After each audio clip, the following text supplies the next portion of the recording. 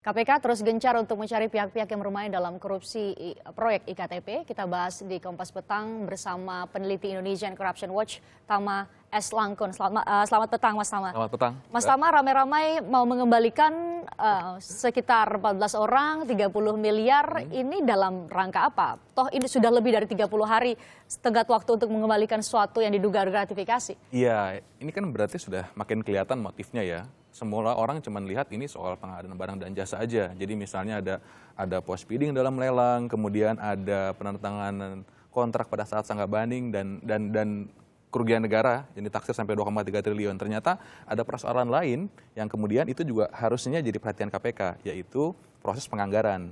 Nah ini sebetulnya kan mengkonfirmasi ya, pengembalian ini mengkonfirmasi bahwa sebelum proyek itu bergulir, ternyata sudah ada uang yang juga bergulir di sana. Itu yang kemudian penting sebetulnya buat penganggaran hak untuk untuk menganggarkan adalah dari DPR. Oleh karena itu kemudian diduga ada 14 anggota DPR, mungkin atau diduga kuat adalah mereka dari Komisi 2 yang menjadi mitra kerja Kementerian Dalam Negeri ketika itu. Ya memang sampai sekarang KPK belum memberikan pernyataan resmi ya perihal siapa-siapa namanya, tetapi dalam sejumlah pemberitaan juru bicara KPK maupun komisioner KPK sudah mengkonfirmasi bahwa ada pengembalian uang yang diberikan oleh anggota Dewan kepada KPK dalam konteks dugaan korupsi IKTP.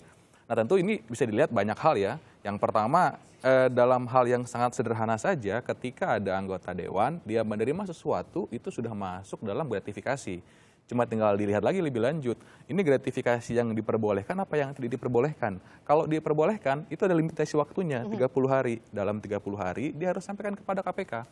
Oh saya dapat uang, atau saya dapat barang, atau saya dapat sesuatu. Masuk kategori gratifikasi atau tidak? Gitu? Ya, gratifikasinya boleh apa enggak. Kalau gratifikasi ada yang boleh, ada yang tidak.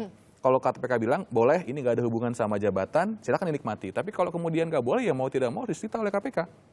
Nah, ini sudah lewat waktunya 30 hari. Kenapa misalnya pertanyaan pentingnya, kenapa baru dikembalikan sekarang? Waktunya kalau umum publik tahu itu sudah 2 tahun ya, pasca penetapan tersangka dalam kasus IKTP. Sudah 2 tahun, kemudian kenapa dikembalikan setelah lebih dari 210 orang diperiksa? Kenapa dikembalikan ketika sejumlah anggota DPR itu diperiksa? Nah tentu ini akan jadi hal yang harus dimintai pertanggungjawaban. Nah dampak hukumnya apa ketika mereka mengembalikan, kalau di bawah 30 hari kan mereka berarti tidak dianggap melakukan tindak pidana korupsi atau menerima suap. Kalau lebih? Kalau lebih di undang-undang sudah mengatur, itu sudah masuk dalam kategori gratifikasi yang dianggap suap. Jadi bisa masuk karena tindak pidana korupsi. Itu yang paling kurang. Jadi katakanlah misalnya KPK tidak bisa menemukan katakanlah ya dalam kondisi yang terburuk KPK tidak bisa menemukan bahwa ini ada hubungan sama IKTP. Tapi dalam kapasitas dia sebagai anggota DPR, ketika dia menerima saja itu sudah bisa masuk pasal gratifikasi. Nah, apalagi kalau KPK misalnya bisa membuktikan ada komunikasi aktif dalam menentukan anggaran misalnya atau menggunakan jabatan, tidak menggunakan jabatan dalam sebagai anggota DPR itu sudah bisa masuk tadi misalnya. Kalau kita asumsikan bahwa betul mereka adalah anggota Komisi 2 DPR yang ketika itu terlibat dalam penganggaran dan ini diduga kuat adalah untuk kemudian mencampuri atau berkenaan betul dengan kewenangan yang dimiliki, apakah itu juga bisa mengurangi hukuman atau bisa menghapuskan tindak pidana? Kalau dia mengembalikan kan di Undang-Undang Tindak Pidana Korupsi di pasal 4 kan jelas ya bahwa yang namanya pengembalian kerugian negara itu tidak menghapus unsur pidananya. Mungkin itu akan jadi bahan pertimbangan untuk meringankan hukuman. Misalnya ketika dia kembalikan, jaksa akan mempertimbangkan, oh tuntutannya jangan segini, dikurangin sedikit misalnya. Atau jadi pertimbangan buat hakim, oh ini kooperatif, ya kita kurangin hukumannya sekian misalnya. Tetapi memang tidak ada standar dan benchmark karena di Indonesia tidak mengenal yang namanya sentencing guideline. Nggak ada guideline berapa hukuman, berapa pidananya untuk dalam konteks putusan. Tapi paling tidak itu akan jadi pertimbangan bagi penegak hukum. Menarik kalau tadi Anda mengatakan kalau memang ada anggota DPR yang kemudian mengembalikan, jadi ada indikasi kuat bahwa ini terlibat korupsi ini jauh-jauh terlibat sejak penganggarannya. Ada pernyataan dari Laude Muhammad Syarif, ini komisioner KPK yang mengatakan bahwa korupsi KTP ini sudah merupakan bancakan dari legislatif dan juga eksekutif dan tentu melibatkan banyak orang. Dari 280-an yang sudah diperiksa, toh baru ada 2 orang yang ditetapkan sebagai tersangka dan baru akan menjalani sidang perdana pada pertengahan Maret.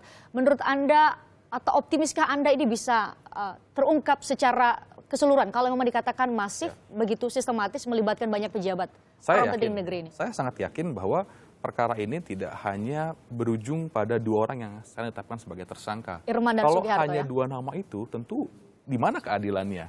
Kerugian negara 2,3 triliun. dalam konteks korupsi itu hampir tidak mungkin membuat skenario penguasaan proyek itu hanya dilakukan oleh pejabat sekelas dirjen dan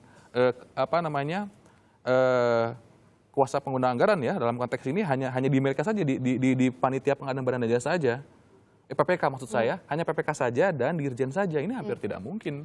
Pasti ada yang digerakkan, ada yang kemudian menikmati, dan juga ada yang merencanakan. Menurut saya itu yang penting untuk diungkap. Dari berbagai peran tersebut mungkin saja akan melibatkan anggota DPR. Anda yakin anggota DPR bisa dijerat dalam kasus ini? Ya tadi, yang pertama perlu dibuktikan kan sejumlah penerimaan tadi. Sejauh ini baru konfirmasi bahwa ada pengembalian. Tetapi kita belum melihat bagaimana konstruksinya. Mungkin nanti setelah dakwaan kita baru bisa menilai, oh kira-kira dalam konteks yang seperti ini DPR bisa dijerat nih.